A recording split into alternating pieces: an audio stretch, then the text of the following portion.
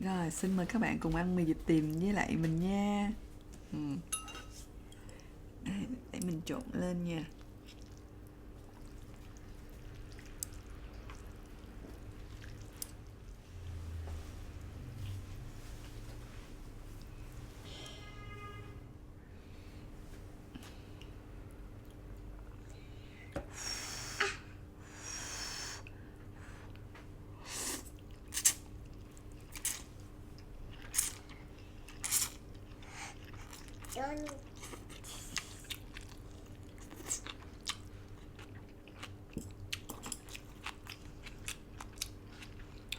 Ốc heo, ốc heo hầm thuốc bắc.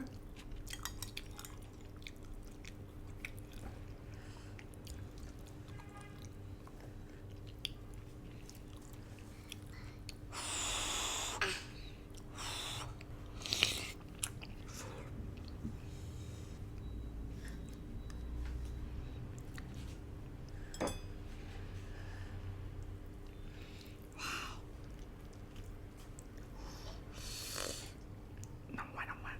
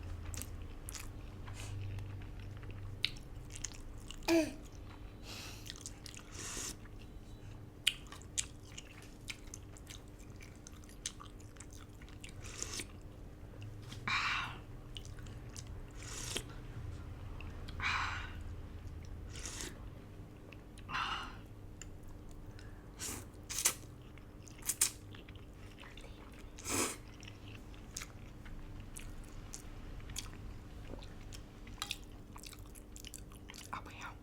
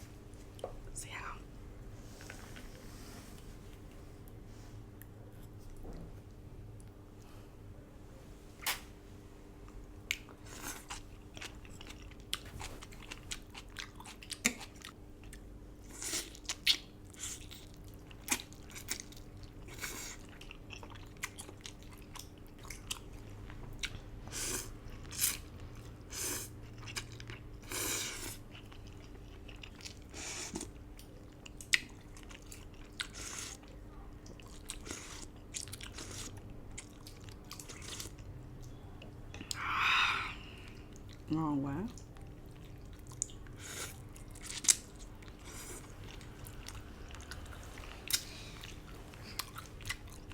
Ăn nữa. Ngồi xuống, ngồi xuống.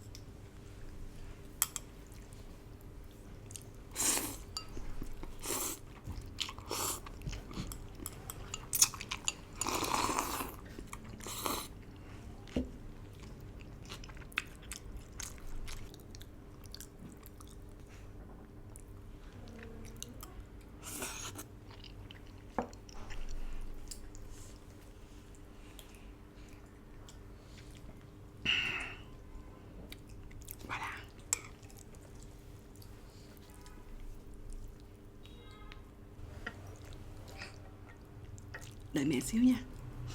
Để mẹ múc nước lèo vô. Siêu đùng khoái ăn mì vịt tiềm rồi. Ngồi xuống, ngồi xuống.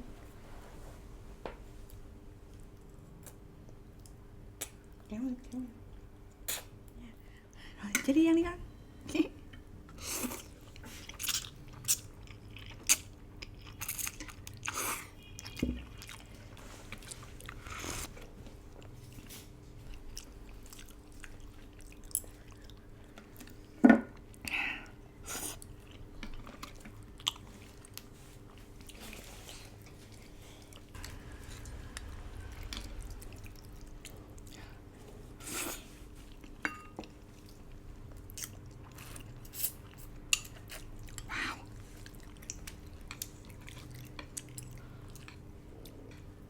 Giỏi quá.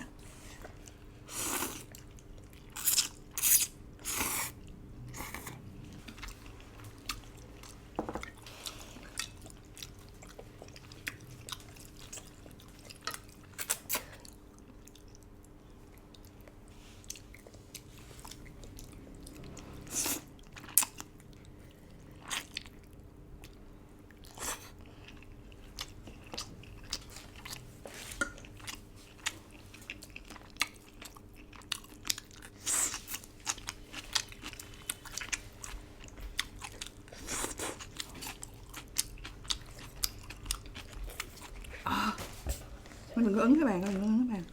Mày còn ăn cái này.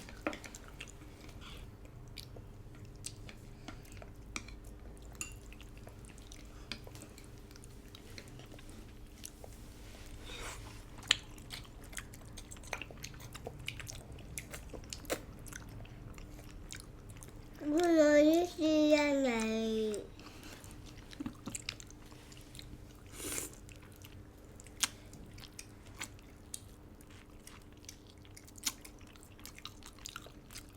Hai bạn đang tập trung coi tivi. Con ăn thịt không? Ăn thịt ha. Để mẹ xé nhỏ nha. Đây, thịt của con nha. Sushi ăn thịt không? Ăn thịt nhé, mẹ xé thịt nhé.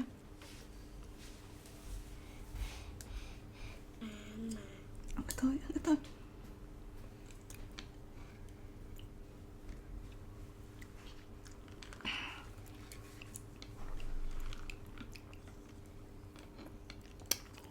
Rồi nha, ăn hết một cái đùi lớn luôn á.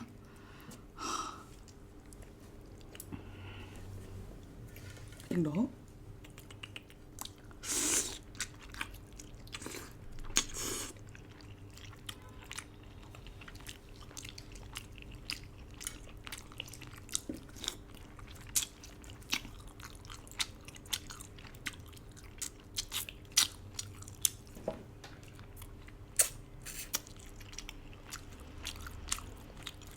Giỏi quá à. Ôi, chú đi ăn mì giỏi quá. Bây giờ chị đang ăn mấy cọng mì luôn á, nhiều lắm rồi đó. À, con ăn mì nữa không? Ăn mì ha, nè, ăn một cọng nè. Không là thôi hả? Ok.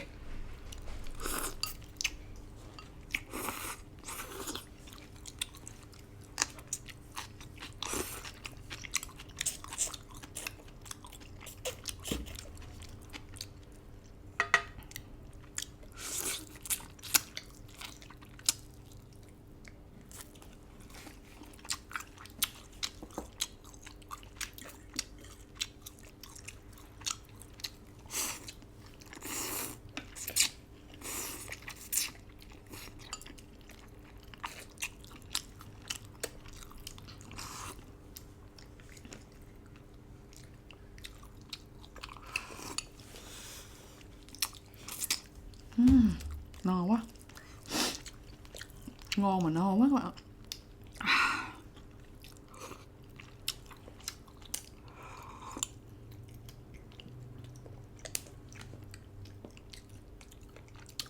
Ngon không con?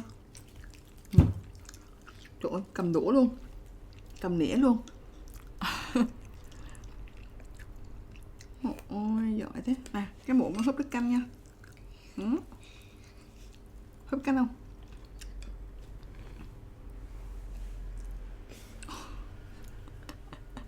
Con cầm sát, con bỏ cái nĩa ra. Con bỏ cái nĩa ra. Đó, bỏ cái nĩa ra rồi, con cầm cái muỗng. Đúng rồi. Rồi đưa cái miệng sát với cái chén nha. Đúng rồi. Trời, xuất sắc. Xuất sắc. Giỏi quá. Cherry là mới có 10 mấy tháng là Cherry tự ăn các bạn. Đi đâu cũng tự ăn không à.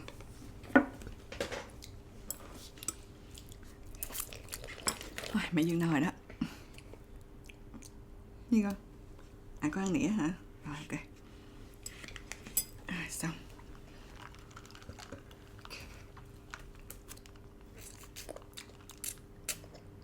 Giỏi quá. Cherry ăn giỏi hơn Sushi luôn. Trời ơi, Cherry ăn giỏi hơn Sushi luôn. Ăn mà vịt tiềm luôn. Ăn được thịt, ăn được mì luôn. Còn Sushi thì ăn được có một miếng thịt, không thích ăn. Sushi chỉ ăn mì thôi. Còn Cherry thì giỏi quá.